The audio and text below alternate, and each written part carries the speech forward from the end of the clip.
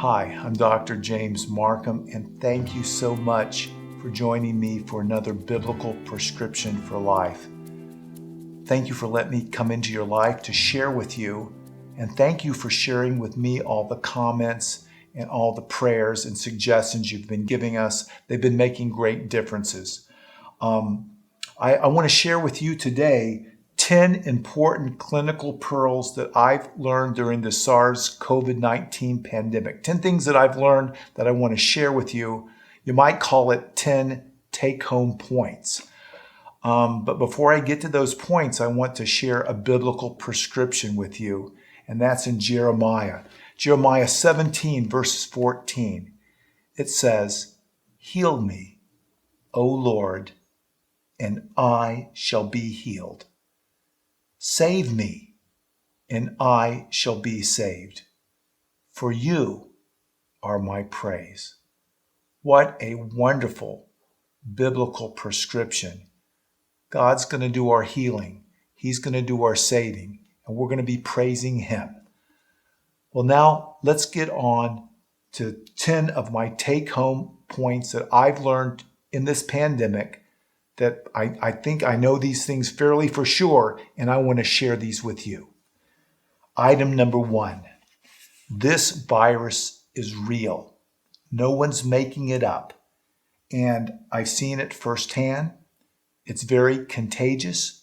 It's very deadly. We must take this seriously. We cannot pretend that it's not out there. So take home number 1 that I've learned is this virus is for real. Number 2, the viral load, the amount of virus we get in our body is very important in the development of symptoms and disease. We want to limit this load, and we want to minimize it. There's ways to do this. We've talked about that before, but the viral load is important. Number 3, vitamin D seems to be very important in building our host immune system. Lots of other things are important too, but vitamin D seems to be a critical ingredient. It's been estimated that 1 billion people are deficient in vitamin D. So we want vitamin D in our body. It seems to be helpful in this SARS COVID-19 virus. That's take-home point I learned number 3. Number 4, natural immunity seems to be protective. How long for each individual or how well we're just now learning about, but it seems to be protective. No one wants to get COVID, but natural immunity seems to be protective. It seems to be a good thing. We're learning more and more about this as time goes on. Take home point number 5. Early treatment can be life-saving. If you get sick with a symptom, fever, headache, sinus symptoms, can't taste, can't smell, don't stay at home. Don't let the virus replicate. Get treatment. There's treatment now available. If you're sick, go and get help. Take home point number 6. For some groups of people, the benefit of vaccination is great. So each person has to evaluate their risk and benefits, pros and cons, whether they've had natural immunity, whether they haven't had natural immunity, what their risks are, and think about vaccination. I've seen it help many people. There's some risk, but there's also benefits, as there is with everything in life. Take home point number 7. Different parts of the world are handling this pandemic differently.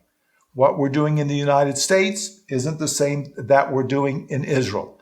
Israel has some great data. They're almost all vaccinated. They're now seeing lots of breakthrough cases. They're talking about boosters. They're realizing that the vaccine didn't fix everything.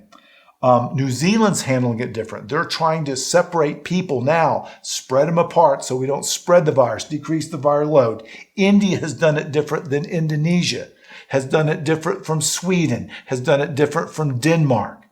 We need to look at all of the data, see what's working, see what's not working, and not judge countries. They're trying to do the best they can. That's take home point number 7. Take home point number 8. This SARS COVID-19 pandemic can be divisive. That's a take home point that we must hold to us. So when it's divisive, we must do something about it. We must try to make it not as divisive, whatever way we can. And it might just be by praying. It's divisive in the media. It's divisive when we're traveling. It's divisive in works and in the family. It's divisive. And we have to figure out ways that we can love each other and help each other and show people, the world, what a Christian might look like, what a Christian might act like.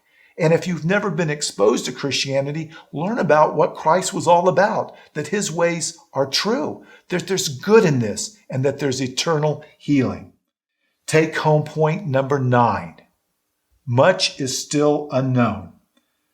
We're literally learning about a disease on the go with millions of scientists in real time with all sorts of data and opinions and internet and social media. It's overwhelming. It's in real time. But the bottom line is we still don't know a lot. I wish someone would come up and say, listen, I don't know, or I made a mistake. What I thought was this was going to happen. This hasn't happened. I hope that I'm always humble enough that when I see something that I've made a mistake on, I will say, hey, I blew it on that one. I made a mistake.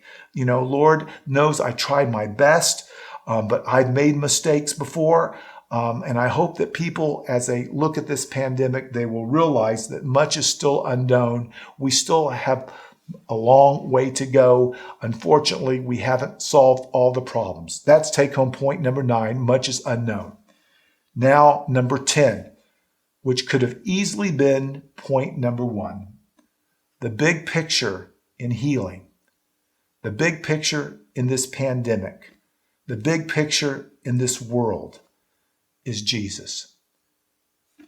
It's not about me. It's not about you. It's about him and his grace and his love and his forgiveness and is willing for us to be with him forever, healed perfectly, if we just turn our lives over to him. That really is the big picture. He is our healer.